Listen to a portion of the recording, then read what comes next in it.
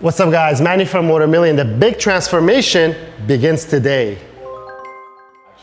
Well, today we're going to begin the big transformation on our 2025 Panigale V4, guys, because we're going to make some big changes in terms of the parts. It's all the big parts. This is actually one of the smaller ones. This is the Öhlins TTX GP rear shock that is 2025 Panigale V4 specific. They're here. We have them in stock, and just like any other video, guys, all the products that we use on today's video is in the link in the description below. This is different, and why is it different? Because Ducati went to great lengths to lighten up this 2025 Panigale V4. We know that the dual-sided swing arm is here, and also suspension-wise, the rear shock is shorter so that it's actually lighter. So that's pretty crazy. I don't know if that's a known fact or not. So this is a 2025 Panigale V4 specific Öhlins shock. I think it could still fit a 2024 one, but the geometry is going to be off because that shock is longer.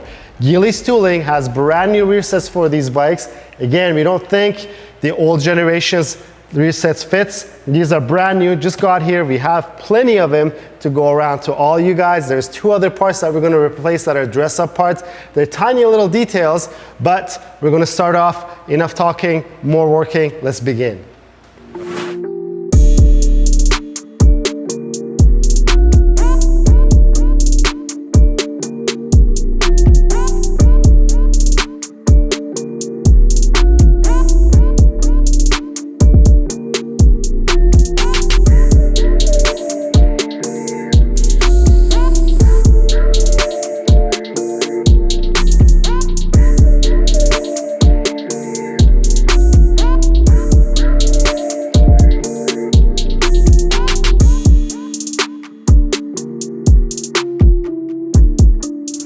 Quick and easy, our bike now has a TTX GP rear shock. It was much easier because we have this section of our lift where the rear wheel will drop in. This is removable. I'm sure you saw it on the video already.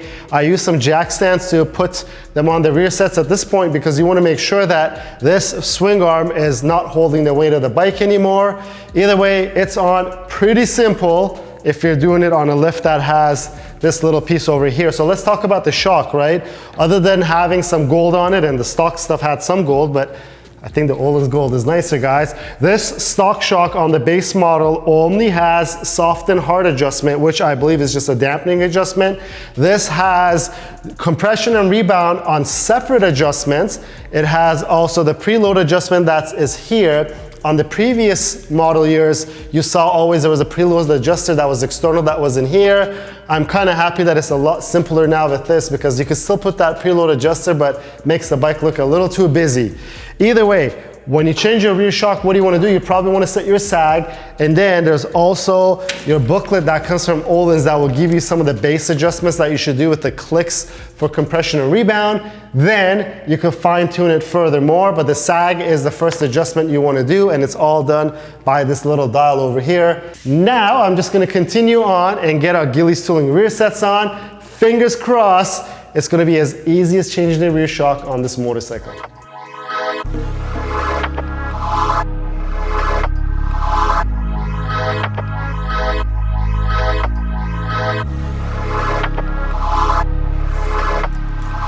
Well, here's our rear sets, guys, and I want to remind you, just like all of our other videos, all the products that you see on today's video will be in the link in the description below. This is our Gilles Tooling rear sets.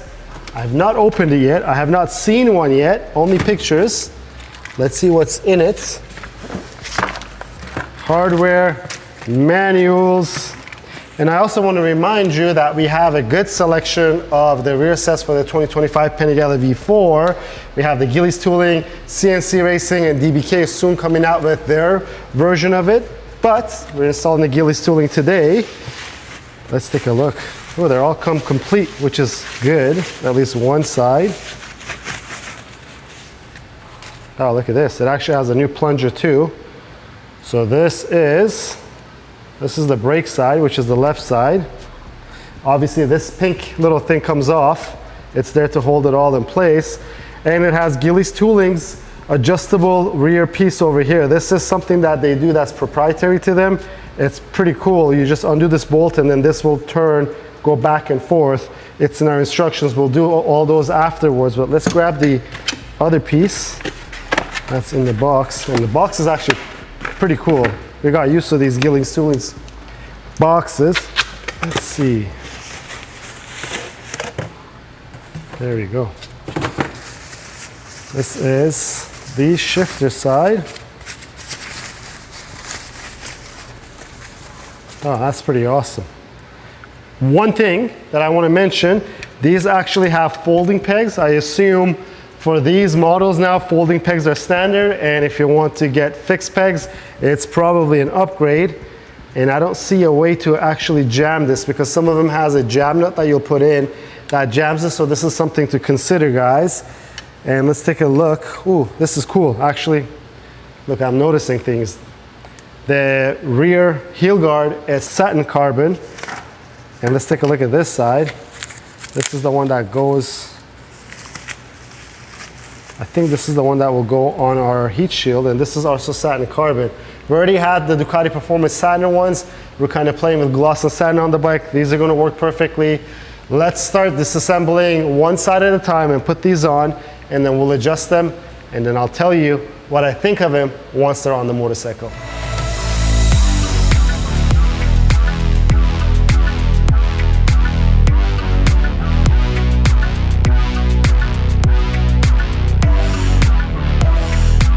This is on, one more side to go. Let's check the other side out.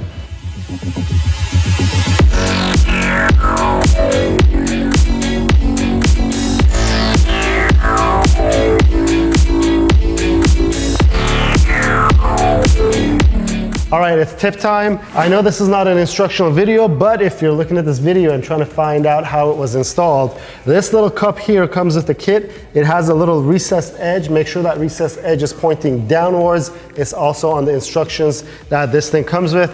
Either way, let me continue on. Let me put this all together, because I know you and I want to see how these things look on the motorcycle.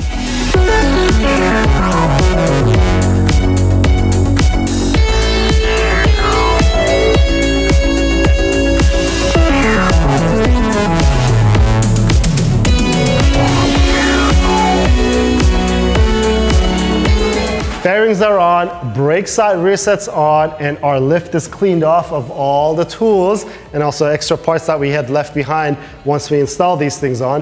One quick tip, guys, if you take a look, the rear wheel is moving freely. If you install rear sets or anybody installs rear sets for you guys, this is very important.